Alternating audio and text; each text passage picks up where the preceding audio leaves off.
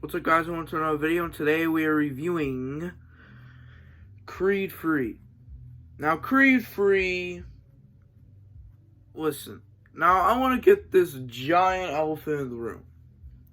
One of the biggest problems, and this is a pretty noticeable one, is obviously the absence of Rocky, aka Sylvester Stallone.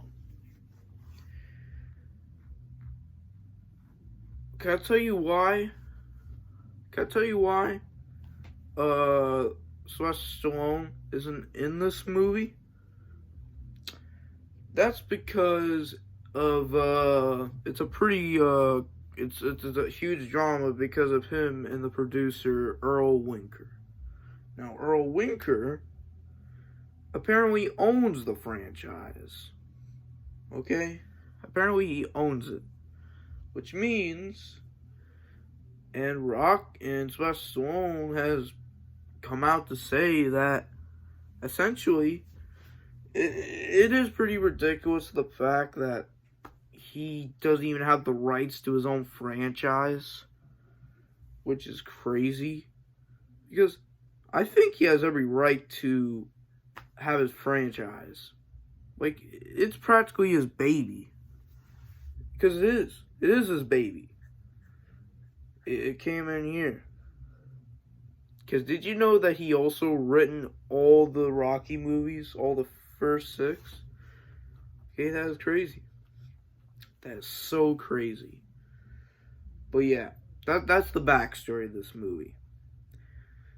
Plus, by the recording of this video, let's say Jonathan Majors in real life, me saying in a PG-13 fashion, let's just say he's in a bit of trouble right now, but that's a whole different topic. Okay, I'm not gonna get over that, because already this movie has 2 big controversies now.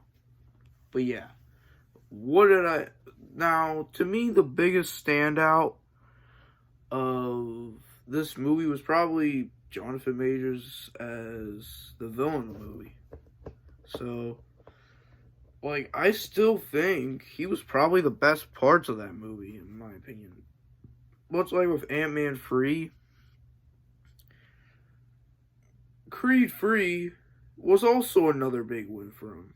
But, once again, oh no. And ironically, he just came out of jail in this movie. Boy, is this movie not going to age well. Most may or may not. But we'll see. We'll see. By the recording of this video, we don't know. If he's guilty, disappointing. Not, whatever. I'm not going to get over that, okay? Let's get back to this movie. So, I think it was a massive missed opportunity to not have Rocky in, because, spoiler alert, Adonis Creed's mother passes away. Spoilers. Like, I just knew, like, I saw from like a mile away that the mother was gonna somehow just die. Like, much like in Rocky 3 of how basically Rocky's mentor also died. Like, do you see what I mean? Like, in my opinion, man, it's just Creed 3. And what I thought of the daughter of the movie, I mean, she was just a background. She was just there, I would say. But there was this whole subplot of her, like, fighting this little kid, this deaf kid in a deaf school. And I think one of the biggest positives of this movie was the fight scenes, and how, like, this movie was directed by Michael B. Jordan himself. So he is the director, the producer, and also stars in here. And as a first-time director, he did a pretty dang job showing all the fight scenes, like, anime style. Like, for a first-time director, this was a pretty good directorial debut, that's for sure. For a first-time director, he did a pretty solid job. And I'm still gonna say it, man. I'm sorry, but this isn't the movie's fault, but honestly, the biggest problem I have with this movie is the lack of Rocky. Like, I think the absence of Rocky really did hurt this film, but I think it made up for that for giving us pretty good performances, alright? So, with that being said, I did like how in the end, they show the aftermath of the fight, and Jonathan Majors' character, like, forgives him.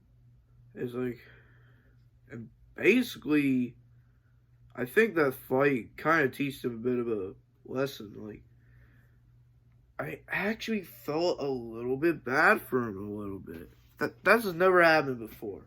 I never thought I'll say this, but this is honestly one of the first movies where I was rooting for the hero and the villain to succeed in their plans. That has never happened before. Like that, I want more movies to do something like this. Alright? So, with that being said, the lack of Sylvester Stallone was due to, him refusing because of the whole Earl Winker situation. So, that's out of the situation. And overall, now this wasn't Michael B. Jordan's fault, or it was no one's fault, okay? Essentially, just due to very bad circumstances, this is the film we end up with. But I think this was a solid entry to the series, but I still think the lack of Rocky, once again, just really hurt this film a little bit for me. But hey, I still think it was good. Okay, I'm not saying this movie is bad, okay? I'm saying, like,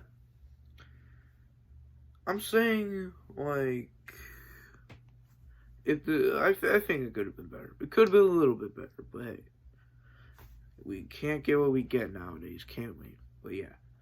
Overall, I thought Creed 3 was a solid addition to the Rocky franchise, not the Creed verse. Okay, just to clarify. It is the Rocky verse, not the Creed verse, Michael B. Jordan. As much as I like you, Michael B. Jordan, it's not the Creed verse. It's the Rocky verse. And there's even talks of potential Creed 4. I wouldn't mind a Creed 4, but if you're going to do Creed 4, I hope by the time that movie comes out, eventually Sylvester Stallone will be in it again, at least. But hey.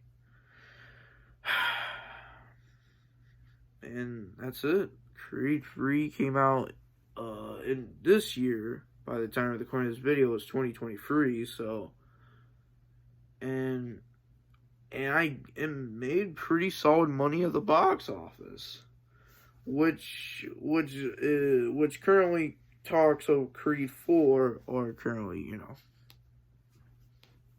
which means we might potentially see a Creed 4, but. And this is the end of the Rocky series, for now. Until another installment comes out. But hey, until then, I want you guys to stay tuned for more movie reviews. And I'll see you guys in the next one. Peace.